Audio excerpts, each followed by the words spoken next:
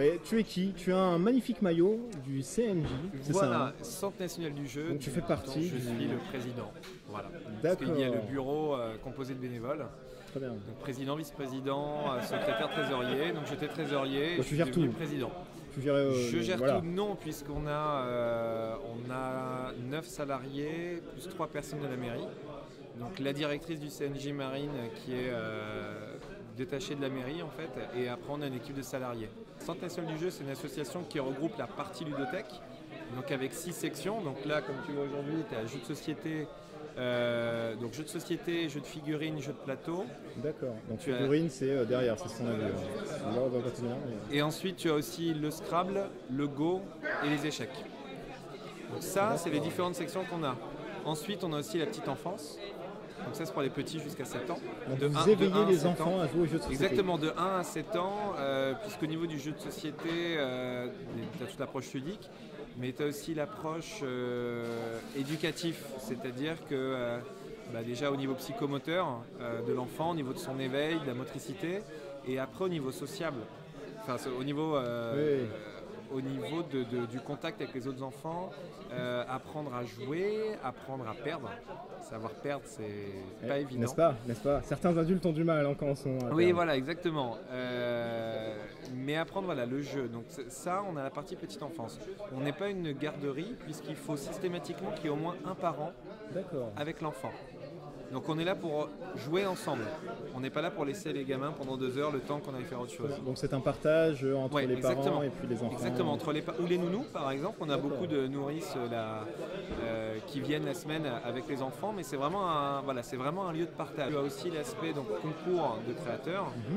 Donc concours de créateurs, le concours de créateurs de Boulogne-Billancourt, donc avec des jeux qui sont primés chaque année. Donc peut-être à Ballone, ça te parle, le jeu avec les billes. Oui, voilà. j'ai fait mes culottes en fait sur Abalone. Bon voilà, moi à Ballone À aussi, c'est quand pousser un j'ai... peu des boules. Quand j'étais gamin, je jouais à Ballone. C'est ça. Et j'ai appris il y a 2 ans qu'en fait à Ballone c'était un jeu primé par exemple.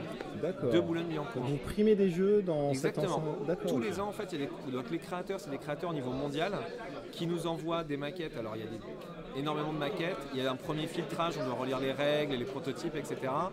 Et pour faire simple, arrivé à un moment donné, on a sélectionné un certain nombre de prototypes. On a des testeurs, compris des bénévoles qui vont essayer pendant des jours et des jours. Et après, on va avoir une remise de prix annuelle. Mais depuis 1 an ou 2, on est en partenariat avec Europa Lundi, en fait, qui est en Espagne. C'est-à-dire que ça va être une année en Espagne, une année à Boulogne. On a plus de 12 000 jeux, de 1850 je crois à nos jours. Ah oui. Et donc il y a une... alors, la frustration qu'on a, c'est qu'on n'a pas de lieu, enfin on n'avait pas jusqu'à maintenant de lieu pour montrer les jeux. C'était vraiment occasionnel. Maintenant, on a une salle qui est juste là-bas, qui est une salle d'exposition. Et tous les 6 mois, on va faire une exposition sur un thème avec des vitrines, etc. On va exposer nos jeux. On veut vraiment montrer l'histoire du jeu, voilà, que ça soit dans les types de jeux, que ça soit dans les époques, puisque suivant les époques, le jeu n'est pas du tout, le jeu n'est pas du tout, il n'y a pas du tout la même approche du jeu. Tu parlais de jeu de rôle, grosse erreur de ma part, j'ai oublié de citer le jeu de rôle tout à l'heure quand je parlais des sections. D'accord. On a du jeu de figurines, on a du jeu de société, on a aussi du jeu de rôle. Donc le jeu de rôle c'est narratif, hein, c'est tout ce qui est basé sur la narration. Exactement, donc faut pas que je les oublie parce que c'est vraiment... malheureusement pour eux, on a eu un petit souci, c'est qu'avant on était dans une autre salle, parce que cette salle est nouvelle depuis la rentrée. Donc c'est magnifique, mais on a des contraintes de sécurité qui font que dans l'autre salle qu'on avait avant, on n'était pas obligé d'avoir un salarié tout le temps sur place. D'accord. Donc les présidents de section pouvaient avoir les clés par exemple. Et maintenant il faut absolument qu'on ait un salarié. Résultat des courses, on ne peut plus ouvrir jusqu'à 6 h du matin comme c'était le cas avant. Ça a beaucoup changé depuis septembre. Puisque comme avant on avait un autre local et que c'était que le vendredi soir pour les jeux de société, tu avais une population comme moi, on va dire trentenaire ou quadra ou même un peu plus vieux. Mais on va dire en moyenne entre 30 et 50 ans, les joueurs, en moyenne. C'est un public de passionnés, on va dire. Là maintenant, on est ouvert tous les week-ends et on n'est plus que le vendredi soir. On est aussi ouvert tout le samedi de 14 à 22 et tout le dimanche de 14 à 18. D'accord. Et donc là, il y a un public beaucoup plus familial qui arrive depuis la rentrée. Et il y avait une attente, puisque les parents vont venir partager avec leurs enfants. C'est aussi une façon de rapprocher les familles, puisque des parents avec les enfants, autour du jeu de société, voilà, il y a une convivialité que tu n'as pas quand tu joues aux jeux vidéo. Ouais. Voilà, donc on a beaucoup plus de familles. On va bientôt passer la barre des 1000 adhérents, mine de rien. Oui, on avait réussi à faire des années à 1000 adhérents. Avec les changements d'horaire, on en avait perdu un peu en route, mais là on est très bien reparti. Mais c'est super, 1000 adhérents.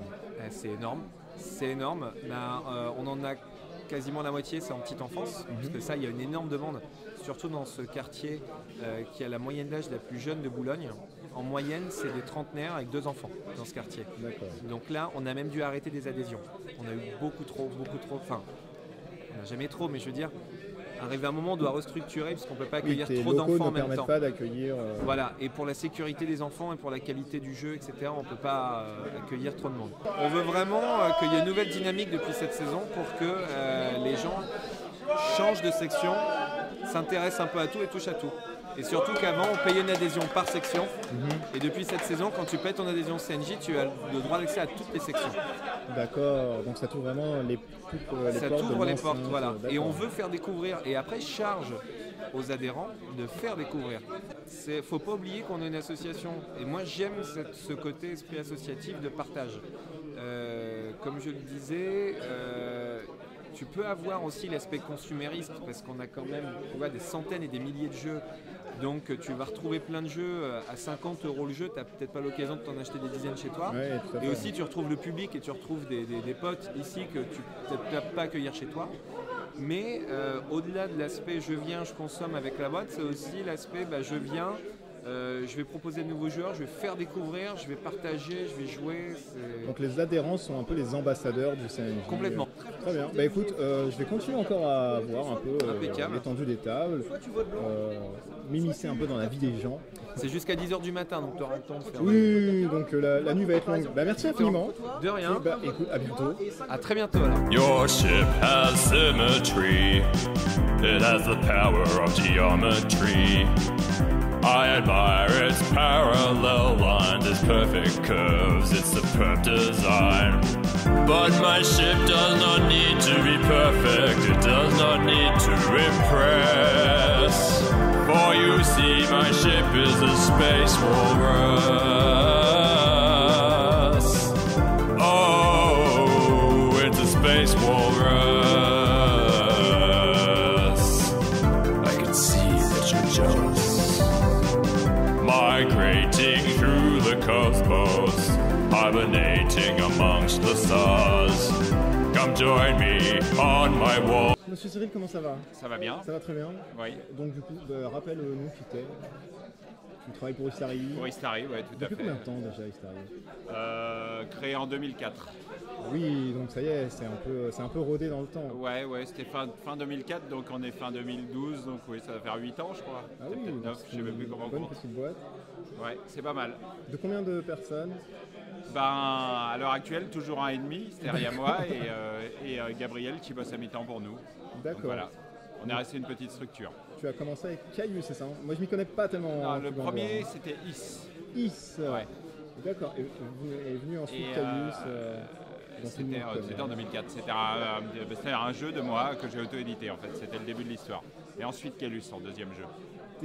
T'es venu d'une manière anodine dans le monde du jeu de société ou non, ça s'est fait petit à petit En fait, je suis venu parce que j'étais pratiquant d'abord et que j'ai eu envie, comme beaucoup de gens ont envie maintenant, d'éditer mon jeu. Sauf qu'à l'époque, en 2004, c'était un milieu plus petit et c'était plus rare les gens qui se lançaient en 2004 que maintenant, parce que maintenant, avec l'auto-édition, le crowdfunding, tout ça, il y en a vachement plus. Ah oui. Donc voilà. Grosso modo, c'est un jeu de société. Qu'est-ce que c'est pour Monsieur Cyril? Pour moi? Ah oui, pour toi, bah oui. Bonne c'est une longue question. Tu as 2 heures. C'est vrai, c'est vrai, on m'a dit que j'avais pas mal de temps. Exactement. Alors qu'est-ce que c'est qu'un jeu de société? Pour moi, un jeu de société, c'est un jeu qu'on va pratiquer autour d'une table avec divers éléments. Et après, la définition est vaste parce que ça peut durer 3 minutes comme 12 heures. Ah oui.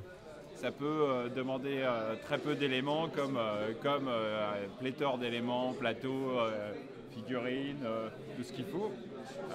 En fait, c'est tellement vaste, c'est impossible d'y répondre. C'est comme de dire qu'est-ce que c'est que la musique, tu vois ce que je veux dire? Donc pour toi, ça reste compliqué quand même de décrire un peu. On peut décrire les éléments communs. La musique, c'est quoi? Et encore, si on s'en tient à la musique occidentale, c'est 12 notes quoi, qu'on va combiner d'une façon ou d'une autre, faire des harmonies, etc. Le jeu de société, c'est ça. Les points communs, c'est quoi? C'est qu'on va se retrouver autour d'une table et faire une partie. On peut même pas dire qu'à la fin, il y aura un gagnant, puisqu'il y en a qui sont coopératifs, où il y a toute forme de jeu de société. Donc, je ne sais pas vraiment. Istari, ça vient de quoi? Pourquoi avoir choisi un nom En fait, à la base, c'était ma société d'informatique. Ah donc à la base tu es les informaticiens. Ouais. Voilà, je bossais en SS2I et au bout d'un moment, donc société de service. Et au bout d'un moment, j'ai décidé de créer ma propre SS2I parce que voilà, on s'est dit plutôt que de faire gagner de l'argent aux autres, gagnons-le nous-mêmes, ça sera mieux. N'est-ce pas? Oui. Et donc on a fondé Istari et on a choisi ce nom-là principalement parce que ça sonnait bien. Il n'y avait pas de... Bon, tu lances un appel à tous les informaticiens qui veulent se lancer dans l'édition. Ils peuvent. Tu es non, un on modèle. est trop dans l'édition maintenant. Rester dans l'informatique. Ouais, l'informatique, ça gagne bien. Hein.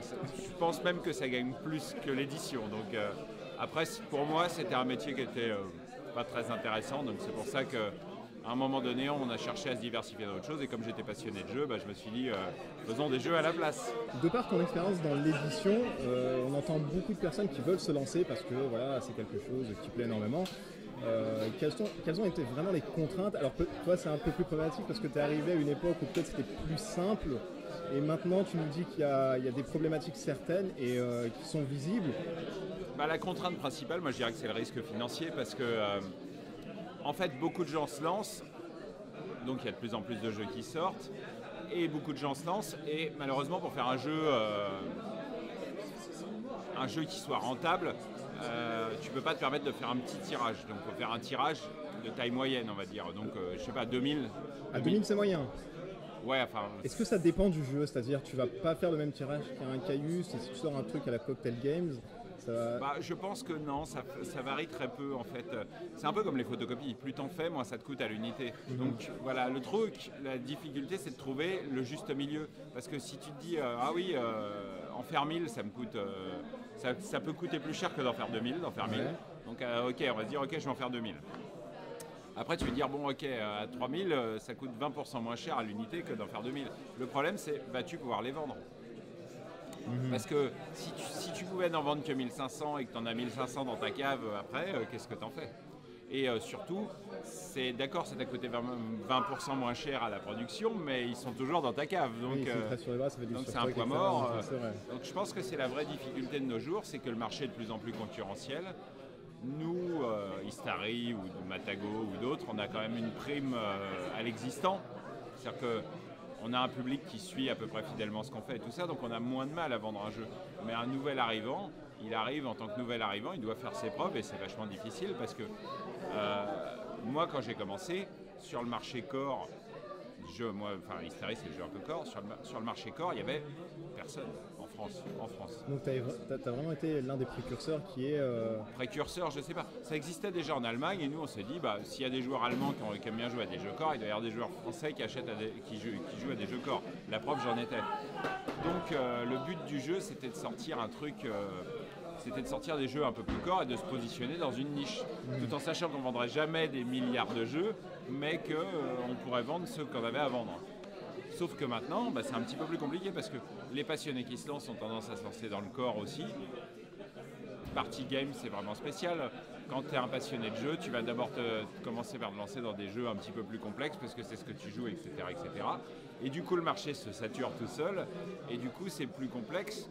Surtout quand tu débutes. Pour nous, ça va, on est Istari, on sort un nouveau jeu et les gens ont au moins la courtoisie de regarder ce qu'on fait. Vous avez en fait le bénéfice d'avoir une influence en disant que dès qu'on sort quelque chose, au moins c'est une valeur sûre parce que vous sortez. Alors je n'irai pas jusqu'à dire valeur sûre, mais au moins je te dirais que les gens nous font la grâce de regarder ce qu'on fait parce qu'on est Istari. Parce qu'on a sorti des jeux que je pense bons, qui ont été bien notés, qui ont reçu de nombreux prix, et surtout parce que les gens... il y a une confiance vis-à-vis de la marque, ce qui est, je m'en félicite tous les jours, mais bon, on essaye de la mériter, cette confiance. Un nouvel éditeur qui se lance, c'est vachement plus difficile. Il est connu ni d'Ève ni d'Adam. Il sort un jeu qui est dans une masse de jeux, etc. Nous, l'avantage qu'ont les éditeurs un petit peu en place pour l'instant, je dis Starry, je pourrais dire Matago, je parle des gens qui font des jeux de corps, c'est qu'on existe depuis un certain nombre d'années et que donc il y a un certain nombre de gens qui ont compris ce qu'on faisait. Donc voilà, c'est le seul avantage qu'on ait. Après, n'empêche qu'un inconnu peut sortir un très très bon jeu, la question n'est pas là. Mais le fait est que c'est vraiment très difficile de sortir. Je pense que les gens le font par passion, mais ils sous-estiment peut-être la difficulté que ça va être d'écouler un jeu.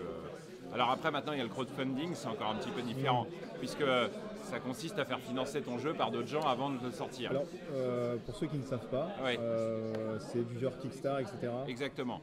C'est de présenter ton projet et de dire, bah voilà, moi je voudrais sortir ce jeu-là. Si vous me donnez tant, je vous donnerai ça. Si vous me donnez tant, vous me donnerez ça. C'est une sorte de communauté qui va influer sur ton jeu, qui va être un peu les ambassadeurs, etc. Oui, alors si on y réfléchit, c'est un système... Alors moi je ne suis pas du tout contre le crowdfunding. Je trouve ça un peu pervers. Parce que, la perversité, dis donc. La perversité dans le jeu de société. Non mais regarde, tu vas faire un jeu en crowdfunding, tu vas te dire, bah voilà, moi j'ai fait ce jeu-là. Il y a des gens dedans qui vont investir pas mal d'argent. Donc ils vont dire peut-être $80, peut-être $100, etc. Après, on va dire que avant même d'avoir joué, parce que parfois certains crowdfunding, il n'y a même pas les règles du jeu. D'accord, donc c'est vraiment des éléments, des illustrations, ça vient au compte-gouttes. Ça peut, j'allais dire qu'il y a un bon crowdfunding, enfin ceux qui font beaucoup d'argent, c'est plus ceux qui sont visuels que... On a vu par exemple Zombicide en crowdfunding. Oui, c'est vrai que ça a fait une bonne sortie, il y avait un engouement énorme. Ils ont généré, mais sans mettre une seule ligne des règles. Ce qui n'est pas une critique, elles peuvent être bien, elles peuvent être pas bien, c'est un autre débat. Mais en attendant, ce qui va générer de l'argent, c'est de dire, regardez, on a ces jolies petites figurines, on a ces graphismes-là qui étaient très jolis, etc. Maintenant, regarde le côté pervers de la chose. Tu vas mettre 80, $100 pour ce jeu-là. Quand il va sortir, tu as mis 80, $100, tu as envie qu'il soit bien. Oui, et tu attends d'une certaine manière, donc tu vas psychologiquement et inconsciemment, tu te dis, j'ai quand même investi et j'espère du moins que j'ai investi sur... C'est un peu un système de bourse dans ce cas-là, c'est-à-dire qu'on peut investir sur des choses et finalement ça se casse la gueule. À mon avis, ça joue un peu dans le sens où si le jeu il est moyen, sachant que tu as mis $80, tu vas le considérer comme moyen plus, tu vois ce que je veux dire, plutôt que moyen moins si tu n'as rien investi du tout. Donc il y a... Comme tu deviens investisseur, dans une certaine limite, tu deviens vraiment ambassadeur du jeu et ça peut peut-être pervertir l'approche qu'ont les gens du jeu. Bon, après, c'est pas très grave. Il y a des projets qui sont difficiles à éditer parce qu'impossibles à vendre en boutique. Ça pourrait correspondre à quel facteur justement Par exemple, si on décidait, supposons qu'on décide de faire un truc, c'est pas du tout un projet. Non, mais je pense qu'on mais on va dire, ok, on va faire un Caylus en 3D avec... Finalement, il y aura un Caylus en 3D, c'est magnifique. Tu vois, je te l'avais dit. Non, ça va. Enfin, c'est pas du tout un projet, mais un truc vraiment super de luxe dans un coffre en bois avec des vraies pierres, des pièces en métal, des machins, des trucs. C'est le genre de truc, ça va coûter, j'en sais rien, $300. Donc il est évident qu'on ne peut pas le vendre en boutique. D'un autre côté, est-ce qu'on peut dire, ok, on va en vendre 1000, on va investir $300 000 pour ça? Non. Le mieux pour ce genre de projet, c'est de demander, est-ce que ça vous intéresse? Nous, crowdfunding. Après, il y a un certain nombre d'éditeurs qui essayent de substituer leur métier, qui est de prendre un risque sur un jeu par du crowdfunding, et ça c'est un truc que je ne comprends pas du tout. Je veux dire, je parle des gros éditeurs. Tu peux donner un exemple, je crois que Queen Games l'a fait par exemple. D'accord. Moi mon métier c'est de dire je crois en ce jeu, je prends le risque de l'éditer et de le financer financièrement. C'est mon métier en tant qu'éditeur. Un éditeur qui dit moi je voudrais faire financer ce jeu-là par la communauté, il n'est plus éditeur pour moi. Alors il ferait quoi du coup? Je ne sais pas.